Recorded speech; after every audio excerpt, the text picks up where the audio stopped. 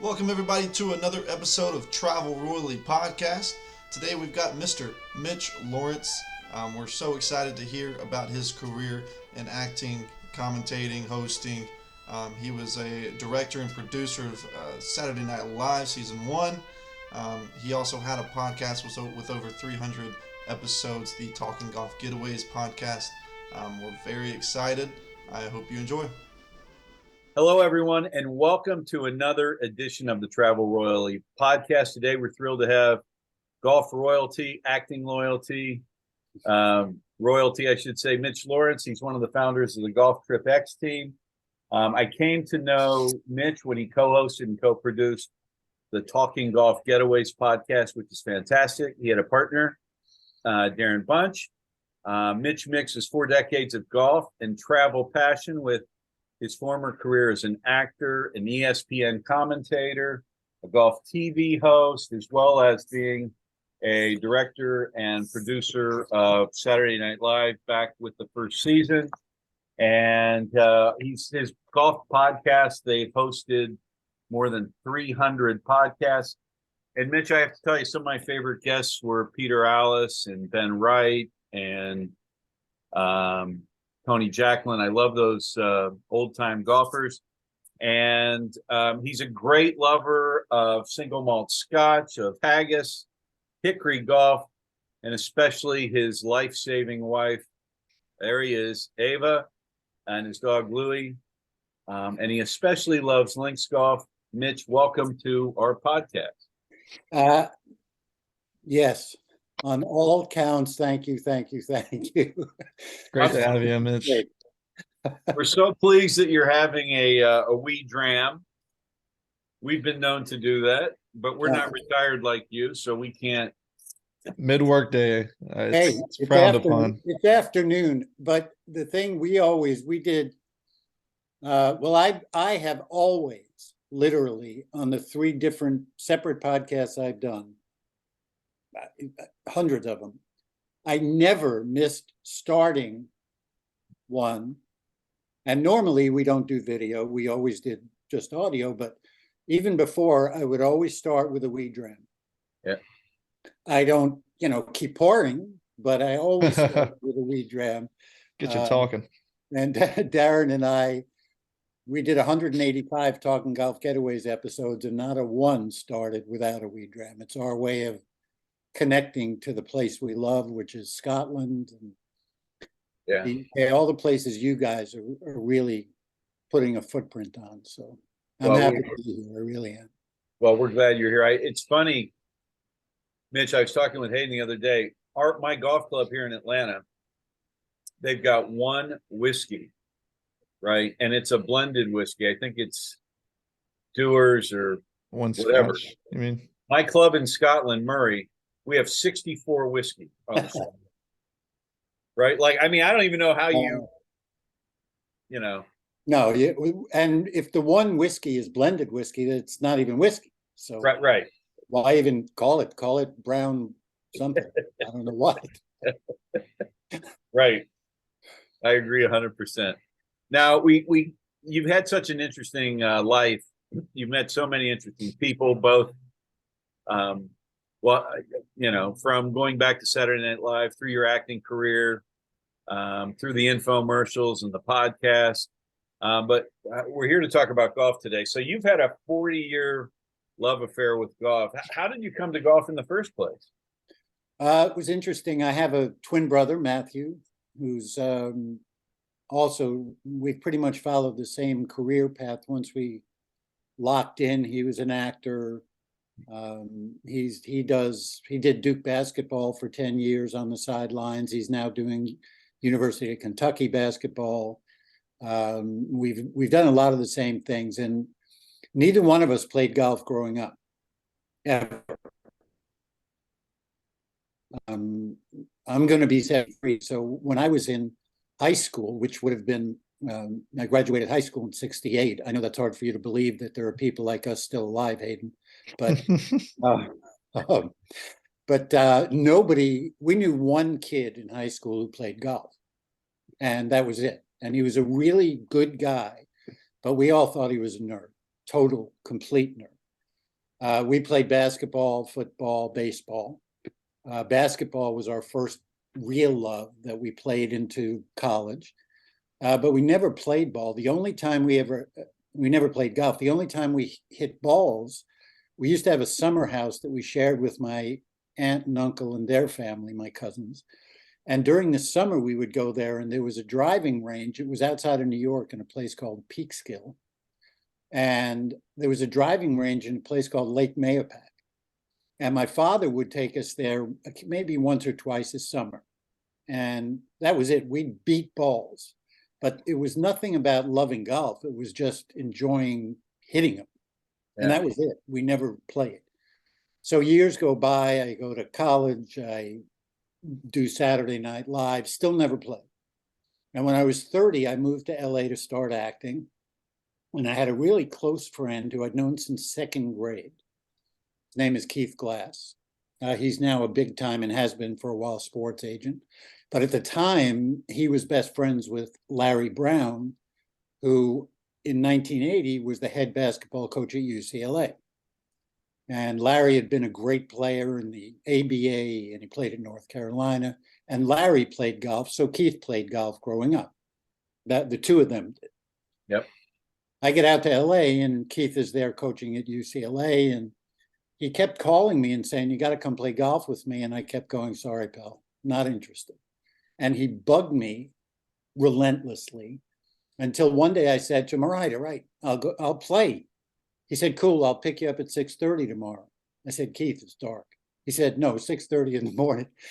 I said, "Keith, I'm an actor. The only way I'm getting up at 6:30 is if you pay me to be there." So, and we went out, and the only way I can describe it is because I was a good athlete. I wasn't great, but I could play anything.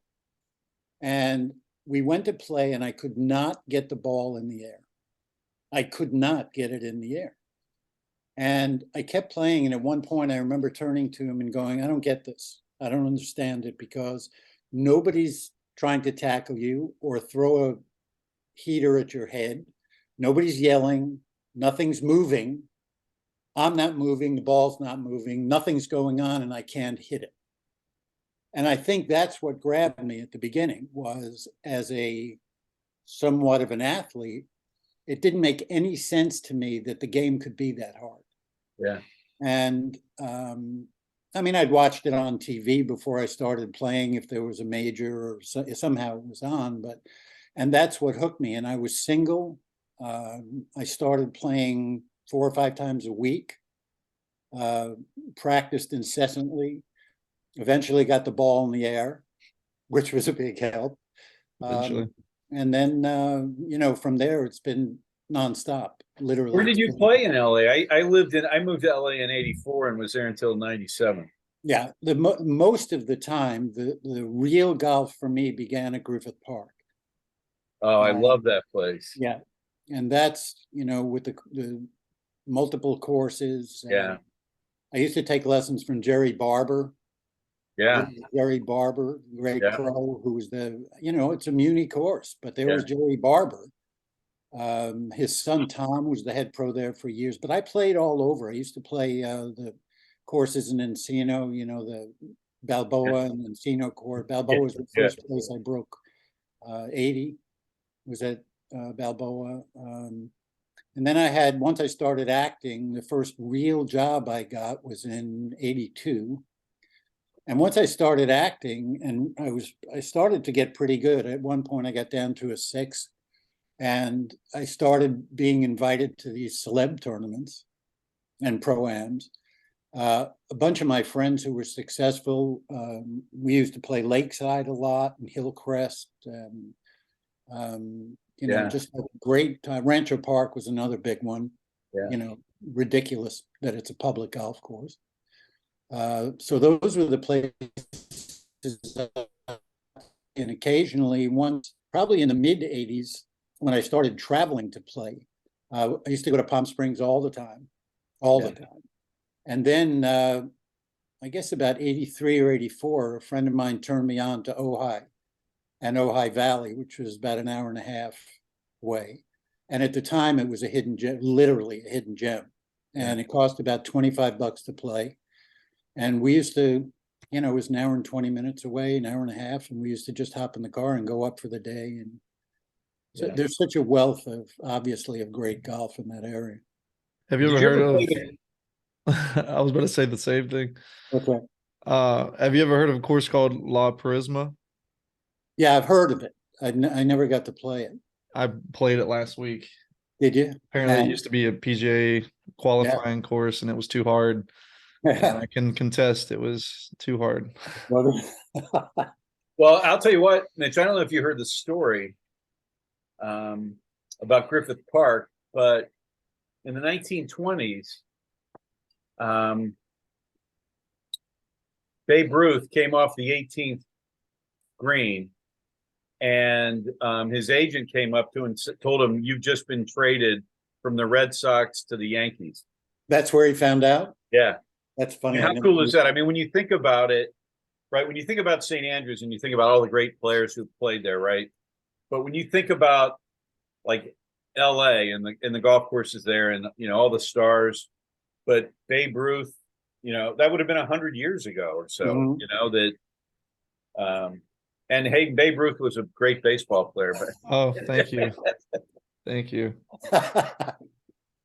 Making fun of the young guy. Yeah.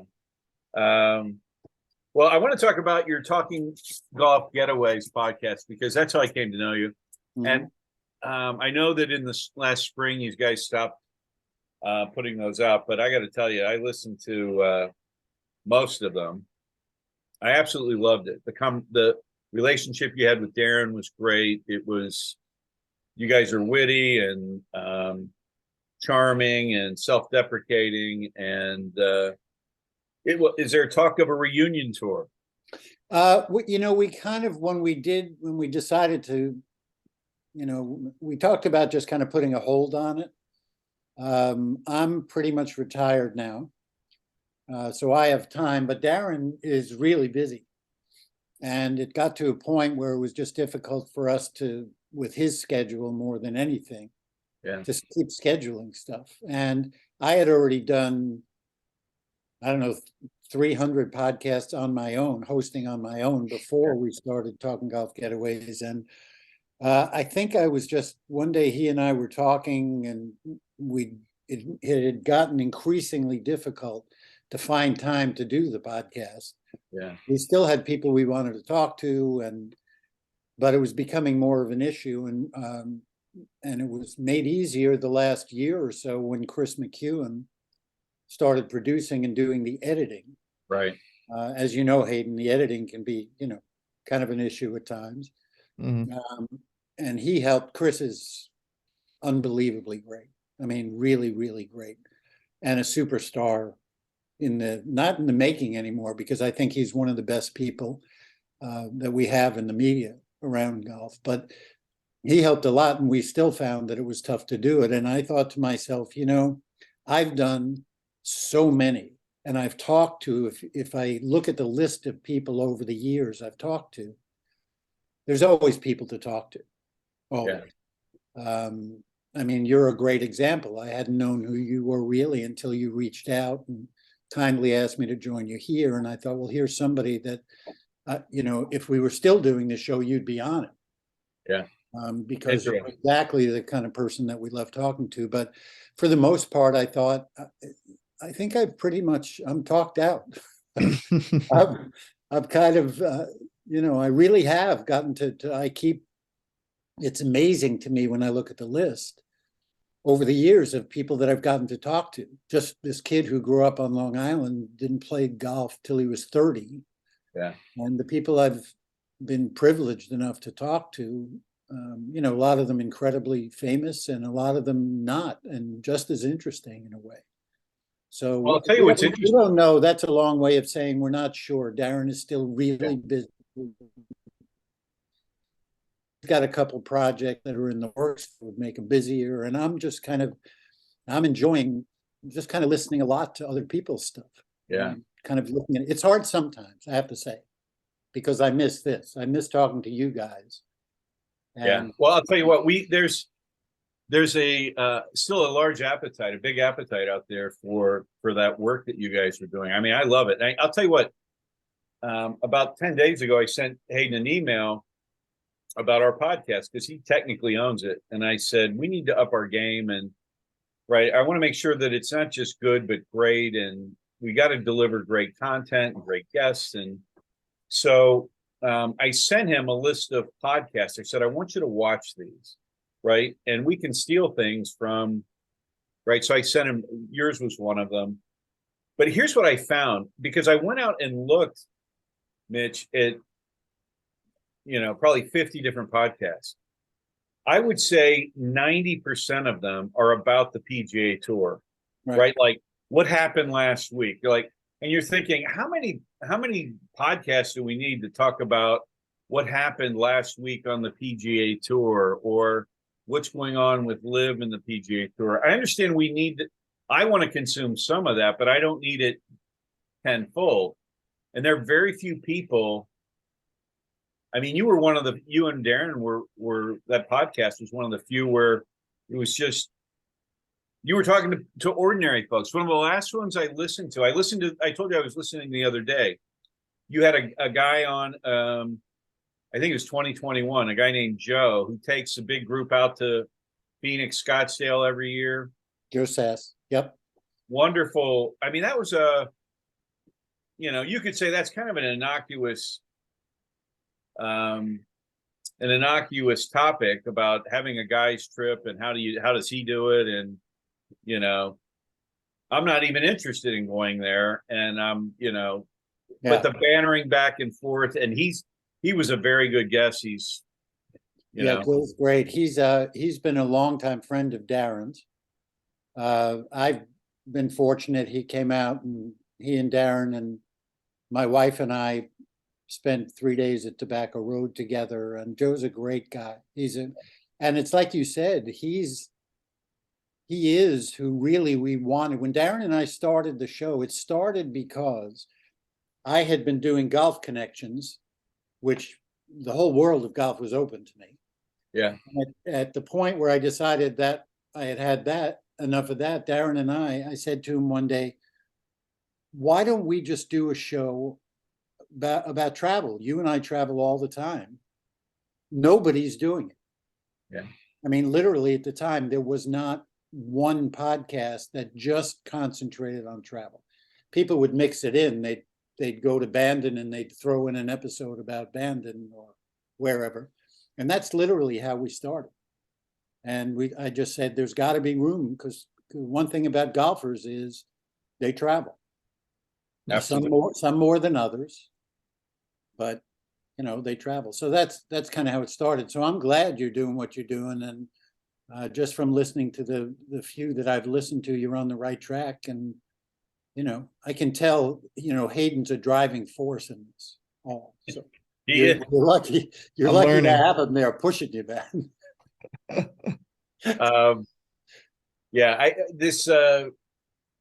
We want to be a place where people can go to learn about links golf, right? And so to be honest with you, we kind of run in similar circles, on the golf side anyway, with Stephen Proctor and Rue McDonald and I'm trying to think, it's Jim Hartzell. Sure. These are all great guys, and we're going to have Stephen Proctor on the podcast soon. But I feel privileged like you do, and I know Hayden does as well. We had a guy yesterday, William Lumsden, and there's another golf travel company called Bonnie Wee Golf, and they so the whole Old Tom Morris Trail. Right. Well, they sponsor his nonprofit, which goes to the towns of those 18 golf courses and delivers primary school lessons to children about the legacy of Old Tom and Young Tom around self-confidence, communication skills, teamwork, continuous learning, things like that. Fascinating guy. I can't wait to hear it. I know who he is because I follow what they're doing on Twitter. Yeah. So I'm constantly seeing the Old Tom Morris Trail, and I'm really interested to listen to it because it's, these are there's a lot that I think all of us hate about social media, but there's a lot, the connections to these kinds of people that are doing things like that, that as an old guy, as officially an old guy, this is the stuff that I know in my heart to be important. Yeah. Well, I'll tell you, I've got another one. You called yourself an old guy. We had a guy on, you would love this guy. Okay, so his name is Kroger. Actually, he goes by Krieger. It's Kroeger. He's a dentist in Cincinnati. He was going to Scotland in the 80s, right? And he wrote books about the courses of Old Tom Morris and the courses of Scotland, England, Wales, Ireland, right? And they appear to be self-published using today's terminology. I don't know who published this guy has been, and now he's 80 something, right? And he doesn't even play golf anymore. He writes books about barns, right? Right, like the old, and he's and Yeah. You and I can laugh about, but he's found round barns and Amish barns. Well, I'm not laughing because I'm laughing at him. I'm laughing because that's the kind of stuff that I friggin' love. Yeah. I play 100-year-old golf clubs. Anybody Right. that's going to do stuff with barns. Yeah. But this guy was like, nope, we're the only one. He's never been on anybody's podcast but ours. And you're like, how is this possible? This guy is a fountain of information about, and I bet he's played, I've played like 90 links courses in Great Britain and Ireland. I bet he's played double that. I bet he's, whatever the total number is, I think he's played them all. The guy's amazing, right? Yeah. And it was one of those things. I stumbled across I've got all of his books, but I hadn't looked at him in a while. I'm like, I'm going to try and get this guy on. Greatest guy in the world. Anyway, that was a quick aside. But hey, Mitch, if you would talk about Golf Trip X and Golf News Net, those are two other things you've been involved in, and I want to learn more about those. Well, Golf Trip X was the site that, when we first started talking Golf Getaways, I have a great friend named Ryan Ballingy, who had done a lot as a writer in the golf world. And he decided, instead of working for Yahoo Sports and PGA Tour and all different places that he would write stuff for and post content, that he would do it for himself. So he created Golf News Net. And Ryan's a younger guy. I think he's going to kill me, but I think he's 35 or 36 now. And over the short amount of time, he's built Golf News Net into a real font of information. And it covers all kinds of stuff in golf, a lot of different stuff. Really smart guy. And I had met Ryan before. And when it came time to do Talking Golf Getaways, we decided we wanted to join Ryan as a partner and use Golf News Net as a host, kind of to get the talk show, the podcast going. So that's how we hooked up with Golf News Net. Then we formed Golf Trip X as an offshoot from there, so it would have its own separate space and not be it would be available on Golf News Net, but golftripx.com was the site. So that's kind of where we lived until we stopped. The site is still active. There's an unbelievable amount of content about travel on it. Yeah. Not just the Talking Golf Getaways, but a lot of great writing. Eric Hart, who's one of the most well-traveled. You should have Eric on too. I'll make a note of that. Well-traveled golfers in the world. And Eric, his writing is fantastic. So we have all of Eric's stuff up there, and just great writing from different people. So the site still lives. It's got all of our podcasts available. That's basically it. Golf News Net is Ryan actually just started something called Golf News Net Radio, and it was his dream to go up against Sirius XM and PGA Tour Radio, because, like you said, he's not really interested in all the programming about the tour. Yeah. So he said, there's so many voices now in radio and podcasts. And so he just started up, created Golf Newsnet Radio. And it's going to be a 24/7 site for all different kinds of voices, all different kinds. Excellent. So I will set you up with Ryan too. I'd love to get connected to Ryan and Eric. That'd be great. Yep. Anyway, Mutual, we'll sure. take care of that. But that's basically the two places where Talking Golf Getaways lived. Gotcha. You had getting back to the podcast, you had a who's who of guests on your podcast. We didn't want you to get in trouble, but without taking offense to any of these guys, who did you have a favorite? People have asked me that. I can't do it. I'm not saying that to be flip about it, but do I have some that I found? I mean, it's not, if I say some were more engaging or some stories were, but it's really hard for me to do that because there were so many that were really unbelievable that just, I might categorize it this way. The most unusual podcast, and we did two, was with a guy named Adam Ralston. And I don't know if you've seen these, but if you haven't, you need to listen to him. He did a project with another guy named Ron Rutland called The Longest Hole. And they literally, the two of them, and they were both rugby players. Adam's a golfer, South African. They literally went to Mongolia, started at the western edge of Mongolia, and Adam hit golf balls the entirety of Mongolia. And Ron, they built a cart with two big wheels, and Ron pulled the cart and acted kind of like his caddy. And the first episode was literally from the middle of Mongolia. We talked to Adam. And then the last one was when they had finished. There's videos up on YouTube if you just go to The Longest Hole. But the podcasts are, truly unbelievable. And I think in terms of golf travel, I really don't think there's been anything close to how I felt, and I know Darren did too. I get emotional talking about it. Wow. That's I wrote that down. I'm gonna watch the videos and I'll listen to the podcast. I have wait. So many questions.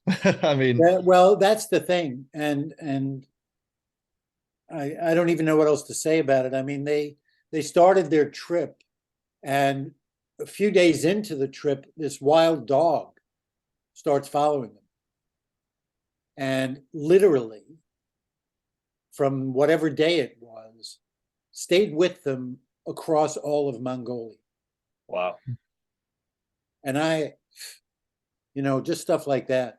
I'm a dog That's person very cool. anyway, but that kind of put me over the edge. That's anyway, crazy. Adam was fantastic. So if I start going this person, that person, I'll tell you what. I'll give you my take. Overall, here's what I love. I love guys like Ben Wright, Tony Jacklin, Peter Alice, who are at the end of their career and don't give a shit anymore. They tell the truth.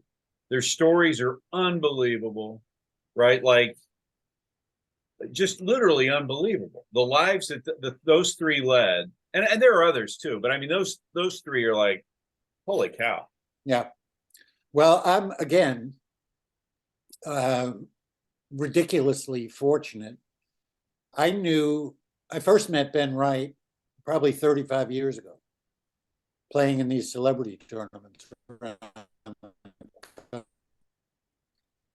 Really, really friendly with Ben. He was on the first podcast I did. I told you this, Jeff, was called Hooked on Hickories. Right. And Ben was my first guest. And when you start a podcast, and again, there weren't that many podcasts kind of going around at that point. Mhm. When you start with Ben, it got and the other people that I was lucky enough to know from these celebrity tournaments that I had gotten to be close with all these people, it wasn't that difficult to all of a sudden be able to write an email or something and get other people on the show, because I send them the list and then they go, okay, clearly this isn't, Pete from wherever. And Right. so Ben, until he died, and it's funny, I'm sitting here looking at something I bought from my friend in Pinehurst, Tom Stewart, who has a place called the Old Sport Gallery, and he sells all kinds of old things. And he had an auction, if I can get it open, which is Ben Wright's clock, Ben's clock. Wow. That he used to have on his desk in the tower at CBS. Mm. I spent nights at Ben's house, and so talking to Ben, as you know, was not only a privilege but an absolute hoot. It was. Yeah. You basically say at the beginning of the podcast, "How you doing?" And an hour later. And the same thing with Peter Alice. I got to be friendly with him. Never got to meet him, but he was gracious enough to be on that initial series of Hooked on Hickories. I had him on a few times. I kept in touch with him. He was very kind. We'd email each other once or twice a year, and he was great. Tony Jacklin was fantastic. Another cool one, out of the blue, I just decided one day, and when I did this Golf Connections, before Talking Golf Getaways, I decided to do a month of podcasts around all four majors. So I would do a month of Masters, a month of US Open, a month of Open Championship, a month of PGA Championship. And during that month, I think I did 8 podcasts a month during those times. So I had unbelievable people. And one day I decided, okay, it's the Open Championship. There's a lot of people I want to talk to. I'm going to try to get Peter Thompson. Wow. So I wrote an email. I found out who his people were, and I wrote an email and I sent them the list. And I got a note back saying Peter would be happy to do the show. And lo and behold, from Australia, I wound up for an hour and a half getting to talk to Peter Thompson. Wow. And that's the kind of stuff that, like I said before, till the day I die, Yeah. I just sit around going, don't know how, Yeah. don't know why, just, grateful as hell. It's the only way I can put it. Well, I'll tell you what, you were talking about, like Ben Wright, Peter Alice, great golfers, in the 30s and 40s, went on to be broadcasters. We had a gentleman on, we've had him on twice now, actually, Clive Clark. He designed the course behind me, which is Dumbarton, which is the new course down the road from St. Andrews. He was a Ryder Cup player for Europe in like 1973. And he was in the final group of the Open in 1968 with Jack Nicklaus at Royal Liverpool, right? And he finished third behind him and Gary Player, right? Behind Nicklaus and Gary Player. And I said, what's your proudest achievement in golf? He goes, I started the final round, with Jack Nicklaus. I bogeyed the first 4 holes and shot even par that day. Right. Because I was so nervous, right? Then he gets to the Ryder Cup, and it was at Muirfield, and he's playing with a guy, Eddie Pollan from Ireland, and he's playing against Nicklaus and Weiskopf, right?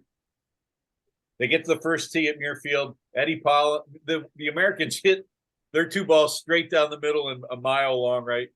Eddie Pollan pulls one out of bounds, and he turns to Clive and goes, "Looks like you're going to be on your own today." And he goes, I basically fought them single-handedly through the 17th hole, and we lost 3 and 2, or through 16, they lost 3 and 2. Right. But the funny thing was, he was on the BBC for 18 years, and Peter Alice was his broadcast partner, right? And at the beginning, there were three of them. There were the two of them plus Henry Longhurst, the great writer, right? Mm-hmm. And he had, for some reason, he'd come over to America, Clive, and he got some new clothes. He got this new tie, and you know, in schools over there, school kids wear ties and jackets to school. Yeah.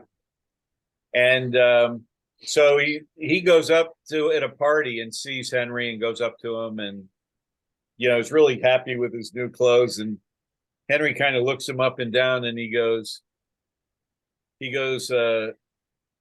is that tie your schoolboy tie, or is that your very own unfortunate choice? But it, you know, and he goes, and I said, boy, that's really, you know, like rough. He goes, no, he's just completely kidding with me, right? Like,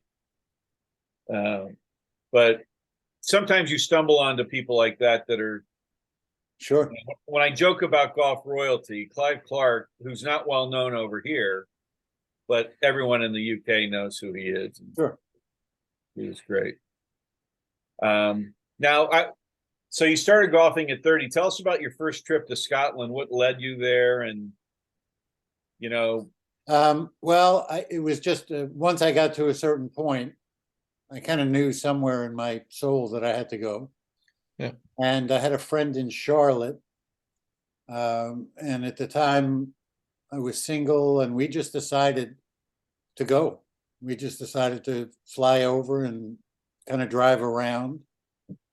And the most impactful part of the trip, although there were courses that I know we played that I don't even remember, because this would have been around I'm going to say about 1990, probably. But the couple days that we spent in Prestwick, by far, are what really, really hooked me. I'll tell you a quick, great story about Prestwick. I wasn't into golf history at the time at all. I mean, I really didn't, other than knowing what St. Andrews was. I didn't really know anything else. And we decided to try to get on Prestwick. We hadn't booked it. That's how much we knew. So we drive to Prestwick, we get out, we go in the pro shop. We're talking to this guy behind the counter, really nice guy. And we were explaining to him that we hadn't booked a tee time, and would it be possible to get out? And he starts talking to us, and he said, it's going to be kind of tough. I don't know if, and he stopped and he thought for a little while, and he went, I have a really big group going off now, but I'll tell you what you can do. Get back in your car. And he said, go to this road and then that road and then that road, and you'll see a fence. Park your car at the fence, take your bags out, go around the fence, and that's the fifth hole. It's a par 3. Just start playing.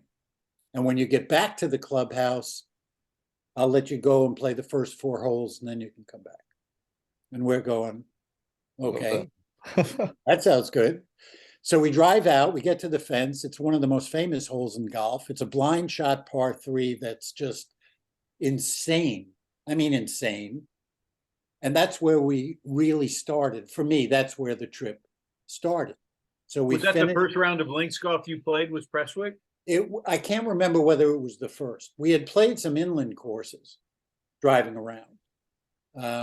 Delamere, I think we had kind of, we didn't play the old course Prestwick was definitely the most famous place I got to step on. Again, didn't really know it. Go back around, play the 4 holes, come back to the clubhouse. This guy's inside. He said, how'd you like it? And we're going, okay, how'd you like it? I bought a golf bag. I have a picture of me somehow. I managed to save me standing with a carry bag, looking out over the course. And come to find out, after that round, we were talking to some people in town, and they said, we said, this guy was unbelievable. He's just the guy behind the counter, like working in the pro shop. And they Yeah. looked at us and they said, that's not any guy in the pro shop. That's Frank Rennie. And at the time I went, okay. Yeah. And they said, Frank Rennie's been the head professional at Prestwick since 1962. There's only been 7 head professionals since Old Tom was the first. And I'm going, okay. So the guy we just talked to, now think about this. We talked a little about it when I talked to you on the phone, Jeff. You're at arguably, and in my mind, because of Old Tom and the Open, the most important, arguably, golf course in Scotland because of what started there. Yeah. And we're talking to the guy that's been the head professional, thinking he's just Frank or whatever. And if you came to just saying, if you went to Pine Valley or pick a great hard to get on course in the United States, what are the chances of one of the guys in the pro shop going, you know what, it's crowded, take your car, drive around to the I just don't think it's going to happen. So that's what really hooked me. And then the next day, somebody said to us, where are you going? We said, we're going to know. They said, go play Prestwick St. Nicholas. Now, have you played Prestwick St. Nick? No, but a friend of mine, you know Murray Bothwell? No. Okay. He's a guy you would love to have.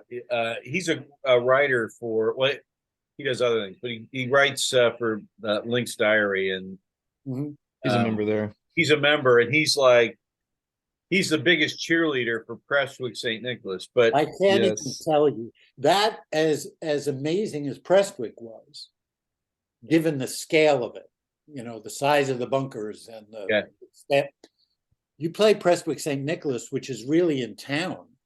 Right. And some of the holes are just moon golf. I don't know which number it is, but there's a par 4, short par 4. It's like 260, 70 yards. But it's an elevated green that's completely surrounded by huge mounds and bunkers. And so you're standing on the tee going, yeah, I might as well. And, you know, quadruple is really easy there. That's all I'll say. But I fell in love with that. You know, that was the first time I think I got it, that this golf course is the center of this town. Right. And then as I've grown up and made multiple trips to Scotland and Ireland and England, you know, that becomes what the most important part of all of it is to me, is the community aspect of it. Well, the first links course I played was Prestwick with my dad for his 60th birthday. And I remember standing on the first tee holding driver, right? And it was foggy, really foggy.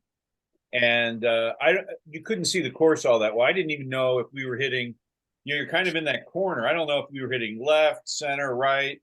And the caddy takes the driver out of my hand, hands me a 6-iron. He goes, hit it down here. But I have to agree, the 5th hole, the Himalayas, where you hit over that. Hey, you literally, they put a white rock up on the top of the hill and go aim over that. And the other one I liked there was 17, Mitch, where you hit over the Alps, and then behind the Alps you got Sahara. You know, you got a massive mountain to hit over. Hey, I mean, another blind shot. And if you miss the green short, there's the biggest bunker you've ever seen that they call Sahara. It's just, and then got a drivable par 4 for 18. It's an amazing place. Yeah, that's very cool, Mitch. Yep.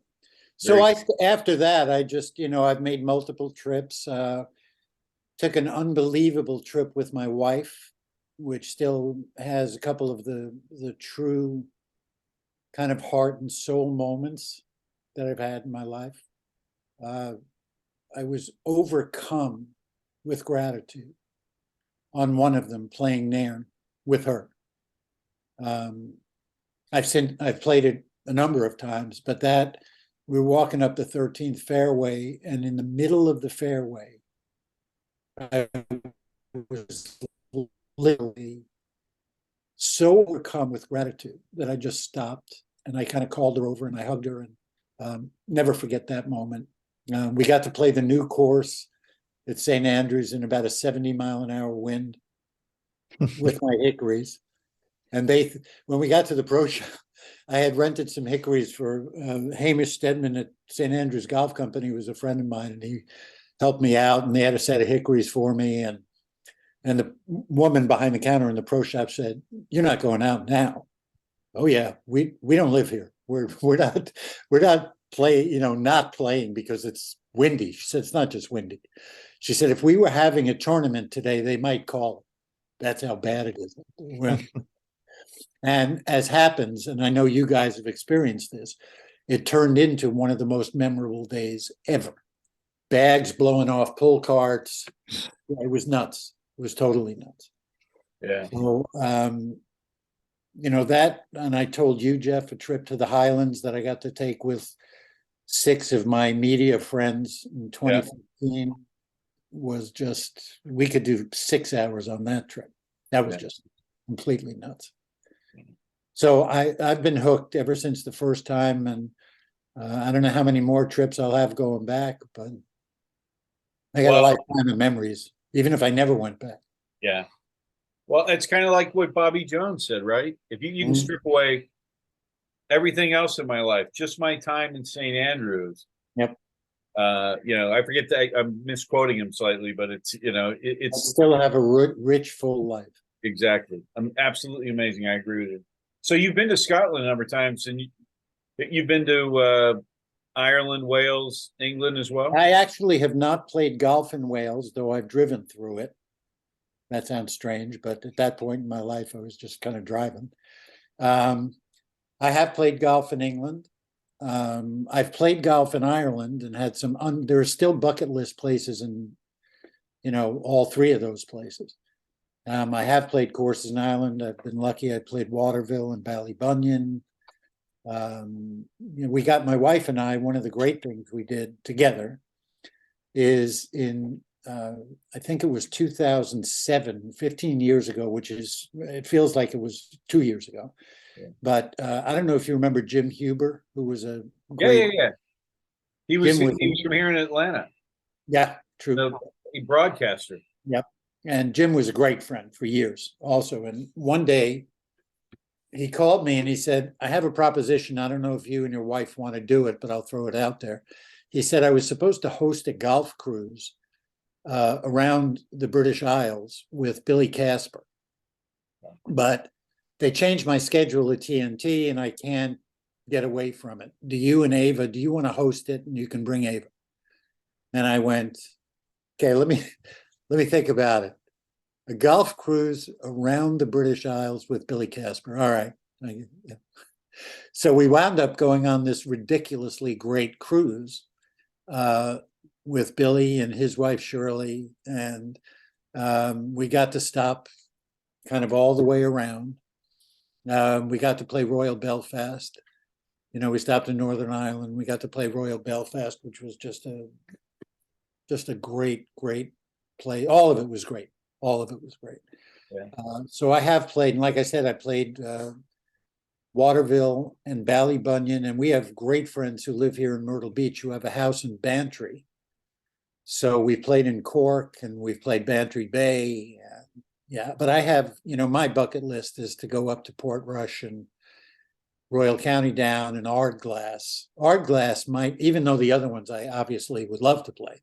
Yeah, but I think Ardglass might be that's the one I chew on and just kind of want to go. Darren's been there and he came back. That's on my list as well. I've played Portrush, Port Stewart, Royal County Down, Castle Rock up there, but Ardglass they've got the oldest clubhouse in golf, and the photos and the flyovers I've seen of that course and the reviews I've read are fantastic. By the way, Hayden had to drop off. He sent me a note, so I apologize for that. But see you, Hayden. Nice talking to you.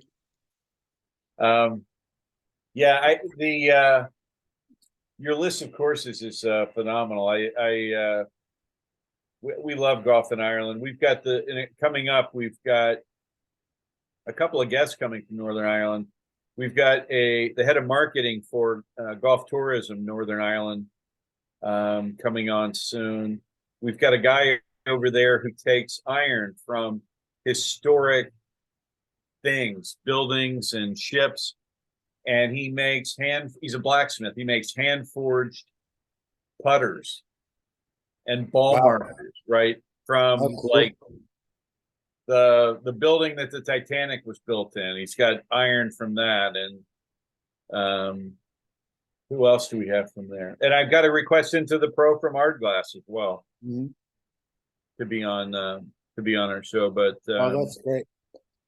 You should have. I don't want to tell you who to book, but you should have Darren on, because Darren has spent time up there. He'd be great because he remembers. We're two incredibly different humans in the way we remember golf courses, which is, I am a big picture guy. I am a feel person. I am an experiential human. So my memories, for the most part, especially if you only play a course once or twice, are big. It's the totality of everything. Darren, on the other hand, will play a course and he'll talk holes with. Eric Hart's the same way. Eric is a joke. You can ask him about a course he played 20 years ago and he'll say, I remember I was on the 7th at Castle Rock, and there's that drive you have to hit around the corner. And I'd sit there and go, what are you even talking about? What? Yeah. But Darren be a great one to talk to. I'm more like you in that regard. I'm more experiential. I remember every golf course in every clubhouse, and I remember some holes, right? But I can't go, hey, remember the 7th or the 2nd or. I mean, I have to play a course 10 times before I start kind of getting the image, and I won't remember all 18. I might remember 5 that are really memorable. Yeah. But it doesn't matter. I mean, the game is the game. It's why it's the greatest game to me. Yeah. It's got all these components that people can latch on to. If you're a single-minded, hole-centric person, then great. You can do that. If you're somebody who loves just the whole experience, you can do that and everything in between. And I always talk to my wife and I say, I love tennis. I love watching good pro tennis. I said, but every court is exactly the same. Every basketball court is exactly the same. Baseball stadiums are different with different lengths, but they're baseball stadiums. Right. There are no 2 golf courses alike, period, in the entire world. Right. To me, it really is what separates it from every other game, every other sport. Well, I think the other thing along those lines, Mitch, is that we can play those courses. So you can play St. Andrews, right? And I can't go to Yankee Stadium and play baseball. No, I tried. But I can go to St. Andrews, or I can go to Royal Dornoch and play, But I want to go back to something that you said about experience. Our ideal client, it's not the guy who wants to play 36 a day and do nothing else but golf. It's guys like us. Hey, where's the whiskey distillery? Can we do a whiskey tasting? Can we go? Let's go on a castle tour today. Let's drive to the northern tip of Scotland from Dornoch. Take a day and not play golf. Experience, really remote Scotland, or go to the Cliffs of Moher in Ireland, or listen traditional Irish music, or that is it. That is it. I mean, and it's your company, right? Like being with your wife on Nairn, or me being with Hayden the first time he played a round of links golf, and see the look on his face, like look at me and goes, I can't believe we're here. I can't believe what we're doing right now. Right. It is by far the coolest part of it. And trust me, you know this too. The older you get, the more you appreciate all of that aspect of it. That's the only thing I can say. As I get to a point where kind of the longer trips that I've taken over my lifetime in golf, as they get smaller, that the amount of trips that I can take, because of physical stuff, because of whatever, there's different reasons as you age, the more I appreciate those moments even if the travel is less, when I do take those trips now, I can go for a day or 2 days. And the appreciation is so off the charts for that part of the game, for the company, for the camaraderie, all the things that sound like cliches, but really aren't. Yeah. They really aren't. Well, another thing we encourage our clients to do is, I mean, we could literally schedule their time to the nth minute, right? With tours or whiskey tastings or distillery tours or, you know, golf, whatever, restaurant recommendations, whatever. But I tell people, you need to leave time for serendipity, right? Explore on your own, right? Find your favorite. I'll be happy to tell you what ours are, but go find your own. Find a little town that you love that we're unaware of, and tell us about it. Yep, right? That's a great way to do it. I love that you do that. Yeah, I mean, so, you know, like you go to, like if you told someone about Prestwick St. Nicholas, they're like, I'm not going there. I mean, it's not in the top 100. It's not right. And you're like, no, you got to meet. You know, let's say Frank Rennie was there. Well, you got to meet this guy. He's been the pro there for 60 years or something, you know, or the bar is the best bar in a clubhouse you've ever seen, or the members are so friendly, or what have you. Yeah. I know on the podcast, No Laying Up, they call these people bag tag berries. Those guys that just want to go to, you know, Turnberry and Muirfield. Well, they can say they've been there.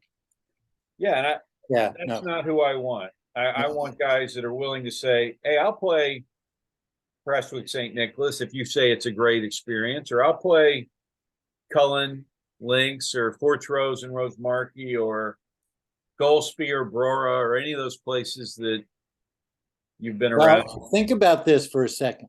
The trip we took in 2015, we did play Dornoch. We did play St. Andrews. Some of us did. I didn't that day, but some of the guys did. But we also played, and we did play Nairn, which, you know, top 5 for me. And we did play Castle Stewart. Great, unbelievable experience. Yeah. But we also played Brora, Tain, Mercer, Fraserburgh, Newborough-on-Itham. Now, people look at us when we talk about them, especially when we got back, and they went, what are you even talking about? And I maintain, and you and I have talked about this, that those experiences, other than the name value and some of the historic aspect, are every bit, if not more, wonderful. And I mean, Brora, thanks to our friend Tom Mackin, who's a great writer, really well traveled, and Brora hadn't been on our itinerary. And he and Darren were trying to work out the itinerary, and Mackin said, you have got to we're going to go to Brora. One way or another, we're going to Brora. No, we hadn't even really heard of it. Yeah. And break my arm if you try to get me to say that it's not one of the greatest places you can ever play golf. Yeah. Well, how about at Fraserburgh? The backcountering at Fraserburgh is like, it's surreal how good it is. Yeah. Well, all of it. I had never heard of Mercer. I'd never heard of Tain. I'd never heard of Newborough. I'd never heard of Fraserburgh. I'd never heard of Brora. That's 5 courses in the Highlands that we had never really. And, you know, when we were there, and we stayed in unbelievable places every night, the Mary Coulter House, Culloden House, King's Mills, you know, these, and there's big hotels and there's big, but holy crap. Yeah. Well, when you stay at Mary Coulter House or Culloden House, it's brilliant. We have people that say, hey, is there a Hilton? I've got Hilton points. Oh, great. Like, I'm not putting you up at a Hilton. We're going, you got to go local. Let's go to this reminds me, I went with a girlfriend once on a trip to the Canary, to Marrakesh in Morocco. And we were literally in a restaurant underground, sitting on the floor with a bunch of other tourists. And this woman who was sitting next to me, they brought food out, this is Morocco now. Yeah. And they brought all the food out, and she took some bites of different things, and she turned to me and she said, I don't really like this. It tastes foreign. Literally. Well, we had 50 years, and I can still remember exactly. And that's how I feel about people that go and say, I want to use my Hilton points in the Highlands in Scotland. Yeah, I mean, if there's a Starbucks, I'll walk across the street to avoid it, or a McDonald's. Right. I want local coffee, local food, local people, local restaurants. I remember one time we went to, well, I'll come back to that. I was talking to some people recently that were in New York for the first time. I go, God, what was your favorite restaurant? Bubba Gump's. Wait a minute. You went to Bubba Gump's in New York City with all the restaurants there? I mean, but I'll tell you, listen to this. And I don't mean to besmirch your heritage of growing up in New York, but we were in Ballyliffin, kind of on the border of Northern Ireland and the Republic, and they've got 2 18s that are marvelous there. And my guys and I, there are 8 of us in a minivan. We jump out, and a big bus had pulled up ahead of us with 50 obnoxious New Yorkers and ugly Americans, overweight, smoking. Where's the beer card? Where, and what's it take to get a hot dog around here? Can I smoke a cigar in the clubhouse? They don't take their cap off. You're like, and from that point on, I was looking for places where I wouldn't see a busload of Americans, or I wouldn't hear an American accent, or. I'm surprised because I never had that New York experience ever with, Ever. Hey, listen to this. This is a true story. I swear this is true. I was dating a woman from Brooklyn. She lives here in Atlanta. And I had to go up to New York on business. And she said, you've got to go to Rocco's. She talked about nothing else in Brooklyn for pizza. So I take the subway over, right? And I've never been to Brooklyn. This is 20 years ago. I've been to New York a bunch, but not Brooklyn. And I've heard nothing but bad things about Brooklyn through movies and TV. And this is 20 years ago. I know it's whatever, a nice place now. Not that anyway. I get out of the subway. I come up and I'm on the sidewalk. The very first thing I see are 2 guys. Their cars came together in an intersection. Like, who's going to go? And they're going, F you. No, F you. In this thick New York accent. I'm like, and this is before, like, you didn't have cell phones then to film, right? Or I would have been filming this to show her, like, what did I tell you? Right? This is Brooklyn. People cursing, dropping. First word I hear in Brooklyn is F you. Of course. Well, it doesn't mean the same thing in Brooklyn or any part of New York as most other places. I always say that. People get, and I go, I grew up, I was sitting around our dinner table when I was growing up, when we were in 5th grade, probably.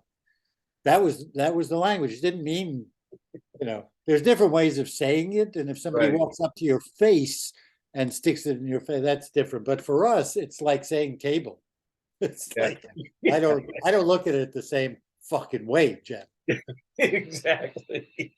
Well, you could say it in an offhanded way to your friend, right? Hey, fuck you. Yeah. Right? No, of course. I'm making a joke, but it was very funny though. Very funny. Yep.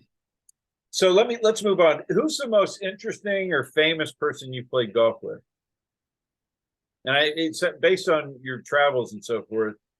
You've played with some amazing people. Yeah, I have. I'm trying to think. It's an interesting question because I've gotten to play with a lot of people. Not to be, again, flip about it, but I don't know if I could pick. All right, I'll just list some of my favorites. Okay. Michael Jordan. Jesus Christ. James Woods. Hey, whoa. Fuck you. No, not James Woods. Al Woods. James Woods. Forget that. Al Woods. Roy Williams. Leslie Nielsen. Wow. Ben Wright again. Payne Stewart. a few Holy cow. times. Yeah, that was pretty special. I have some great stories about Payne. Yeah, I've done okay. Well, I'll tell you what. You owe your friend a great deal of gratitude, the guy that pestered you into playing golf, because look how enriched your life has become by the relationships and the people you've met. And holy cow. I can honestly tell you, there is, other than my brother, who I knew, before I started playing golf, especially since he's my twin. Other than that, everything in my life at almost 73 years of age, I owe to golf. Because of that, where I am now, if it hadn't been for golf, I'm sure I would have been fine, but everything. I met my wife at a golf tournament. She was a pool player doing exhibitions in North Carolina. And I went to play in the Pro-Am at the Senior Tour Championship, and that's where I met her. I wouldn't be in a place I love, which is Myrtle Beach, if it weren't for golf. I wouldn't have, other than the friends I grew up with kind of through college and when I was acting, all my friends are people like you that I've met somehow through golf. Yeah. It literally has given me every great thing in my life that I have right now. I'm pretty grateful. Yeah, I see. Yeah, absolutely. And yeah, absolutely. So this is playing along those same lines. What if you could put together a dream foursome of 4 people, 3 people to join you, living or dead? Who would make up that dream foursome?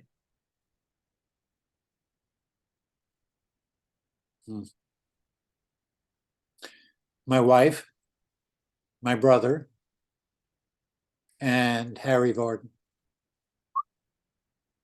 Wow. Although if he couldn't make it, obviously Bobby Jones, and if he couldn't make it, James Braid. And probably 25 other people. Right. Francis, we met. Yeah, we met would be all right. As a fill-in, as a substitute. Yeah. Yeah. Yeah. I've always thought that's why we met. That's why 1913 to me was incredibly, ridiculously off the charts. Because to me, between Vardon and Ted Ray, I love Ted Ray. Ted Ray is one of the most interesting guys to me, but Vardon is also, and obviously what Ouimet did. But that threesome and the circumstances, all of that, that's just. How about the caddy? The connection. Lowry.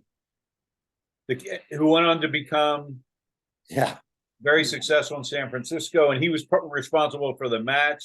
Yep. I mean, unbelievable. Yep. Anyway, that's kind of mine.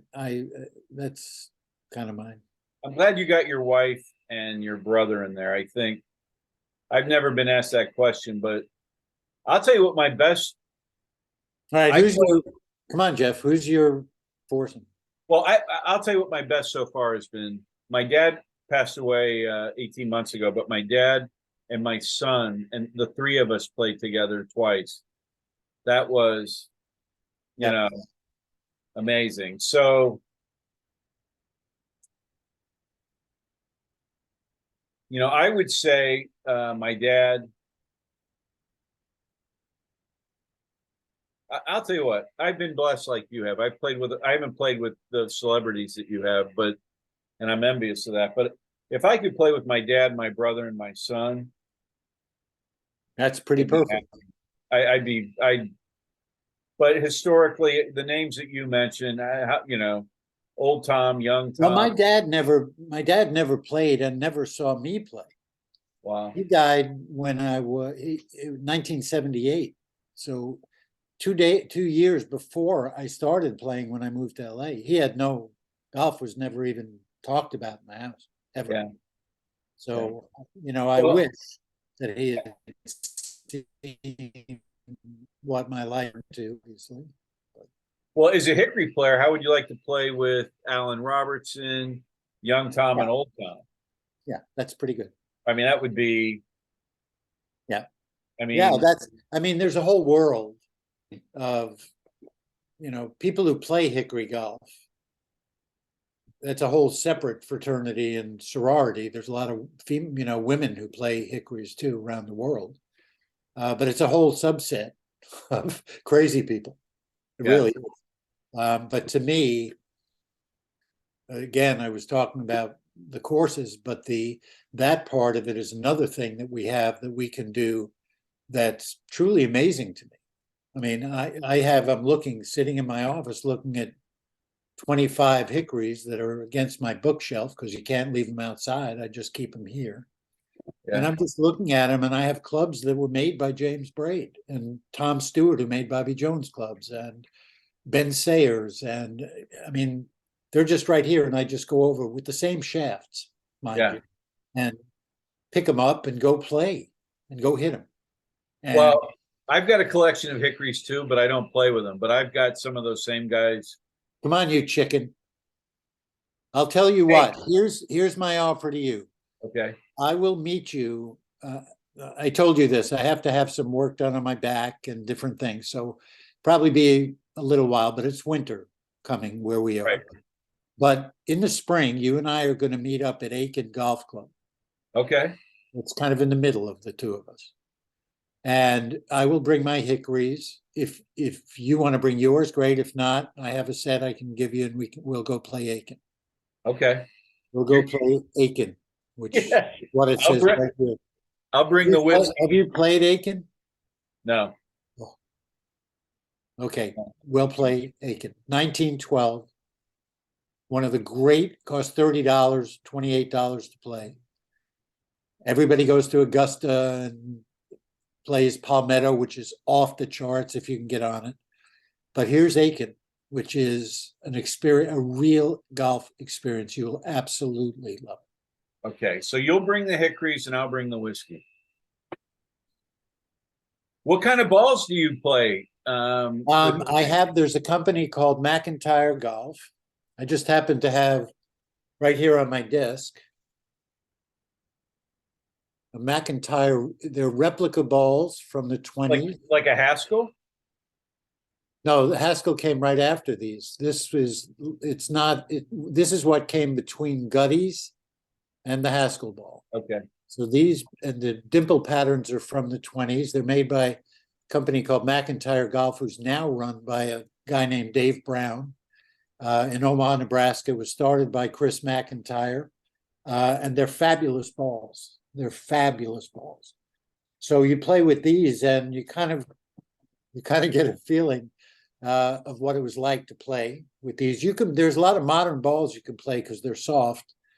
Callaway Chrome Soft or Super Soft, those are good. Titleist Pro Vs are okay, but I prefer most of the time to play with these because and they're great balls. I mean, they really give you the feel. This particular one is from a trip that I took.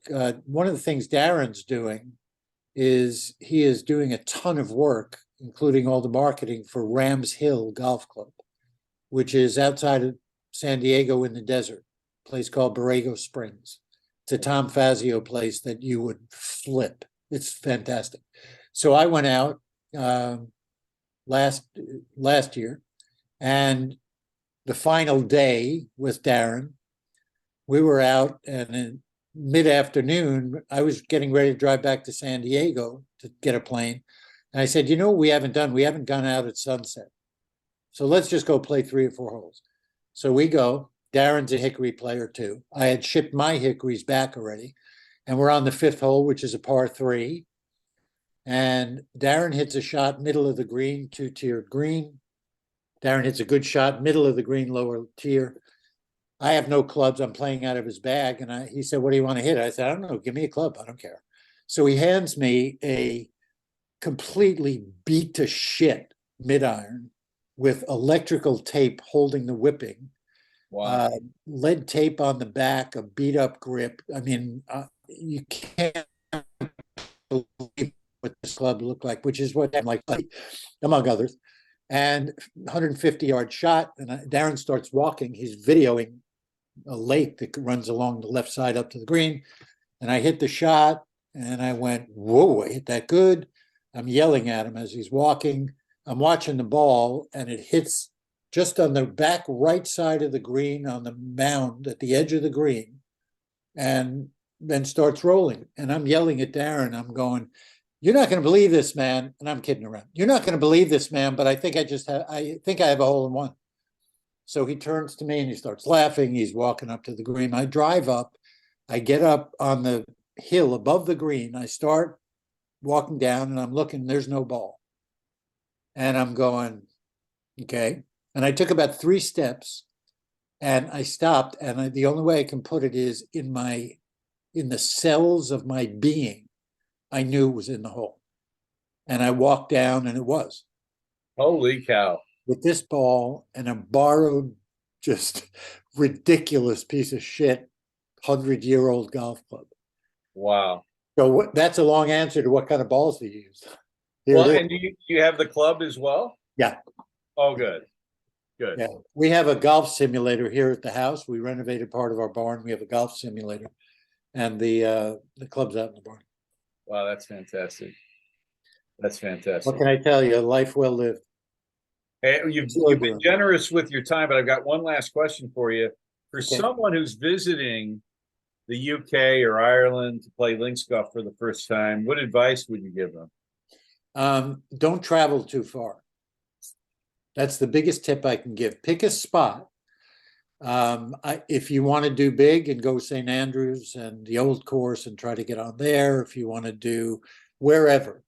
But I made a mistake the second trip I took, which was trying to cover too much ground. Any place you pick will give you the experiences you're looking for. There's so many great courses that nobody's heard of. Yeah. You can just drop it within a 25-mile radius in most places, as you know, and just find heaven. That's the only way I can say it. So that, to me, would be the biggest thing. Maybe 2 places, but find a spot, pick a central hub that you can go out from and come back to and learn about that place. Yeah. Yeah, we've got some trips, Mitch, where we've got the people are staying in St. Andrews for 9 days, right? And playing all those great courses around St. Andrews. And St. Andrews is such a wonderful place, the university, the castle and the cathedral and the shop. Thomas Kidd's house. Yeah. Yeah. You know who Thomas Kidd was. Yeah. Yeah. And old Tom's, old Tom's great granddaughter still lives above his shop. She owns the building still. Yeah. Yeah. No, it's all, yeah. I mean, St. Andrew, obviously, you're not going to go wrong there. Make sure that you let them try the haggis burger at the Dunvegan. Yeah. I'll make sure they do that. I've got a story about the Dunvegan. I'll tell you when we're done here. Okay. But Mitch, it's been an absolute pleasure. Thank you so much for being with Hayden and I today. You're an absolute pleasure. And if someone ever asks me who's your favorite guest, your name will be at the top of the list. Oh, stop. Yeah, it's true. You were fantastic. Your stories are amazing. This has been great. I said before, and I really mean it. I so appreciate you reaching out and that you like the podcast enough to want to have me on. It means a lot to me, and I know it means a lot to Darren and Chris too. So thanks, man. I can't wait to get to meet you in person and play some golf. I feel the same way. Thanks again. Okay. Thank you so much to Mitch Laurence for coming on and talking with us. It was a pleasure and an honor talking about his career. I hope you guys enjoyed it. Please have a Merry Christmas, and we'll see you next time.